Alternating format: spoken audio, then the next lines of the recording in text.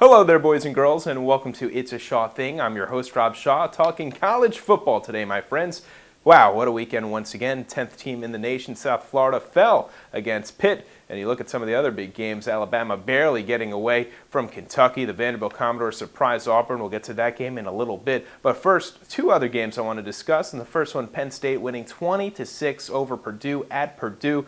Joe Paterno coaching this one from the press box. Must have had a nice view because he saw something right there. I'll tell you what, this is a team that is really performing well so far. They are not just winning, they are winning convincingly. Take a look at their schedule so far. They took care of Oregon State 45-14. They took care of Syracuse at Syracuse 55-13. Maybe they're not that good a team. How about Illinois? At that point, they were ranked 22nd in the nation. Of course, Penn State won by 2 touchdowns, and they just won by 2 touchdowns at Purdue. It's good to see them starting to win on the road because they'll have to do that a little more often. They'll be playing at Wisconsin. They'll be playing against Ohio State. They'll also host Michigan in between those two games. So Penn State right now riding high, a top 10 team. This might be a national championship caliber program.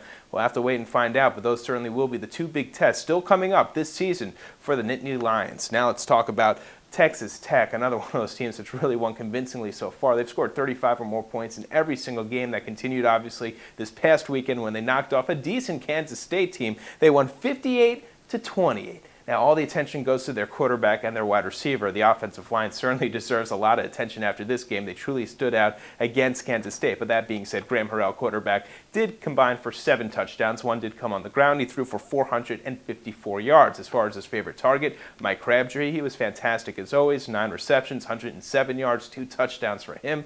They have been amazing so far. The only question is, have they been tested? Well, if they haven't, they will very shortly. Starting October 25th, this team will play 4 consecutive games against teams that are currently ranked in the top 25 of the nation. That does include a game against 5th-ranked Texas, and they will also travel to top-ranked Oklahoma. Trust me, Texas Tech will factor into the national championship this season, whether it's them representing or knocking off someone else. All right, finally, we're going to finish with the Vanderbilt Commodores with that big win against Auburn. Now, Vanderbilt in recent years has been able to attract some big talents. Jay Cutler, for instance, was sensational before going over to Denver. Same thing could be said about last year's star Earl Bennett, big-time wide receiver, ended up getting drafted by the Chicago Bears. Well, this year, not so much. This is a team that's actually being led its most recent 2 games by their backup quarterback. Now, I guess the big star on this team would be Bobby Johnson. That's their head football coach, who was heavily recruited this offseason by Duke. You can see why they wanted him right now. Vanderbilt, of course, the only private school in the SEC, also a very small school compared to some of the bigger ones. Now, they will face some of those bigger ones very shortly.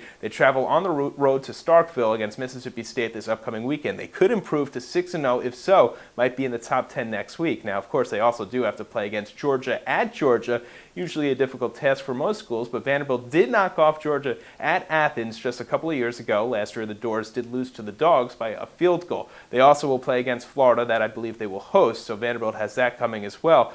This is not a national contender in my mind, but as an alumni, I'm very, very pleased. I guess congratulations to Nick Zeppo's first-year chancellor. I don't know what he's doing there, but it's better than the previous administration when it comes to football so far. Well, my friends, that's It's a Shaw Thing. A very unpredictable college football season, to say the least. We'll talk more about it later on this week on opensports.com.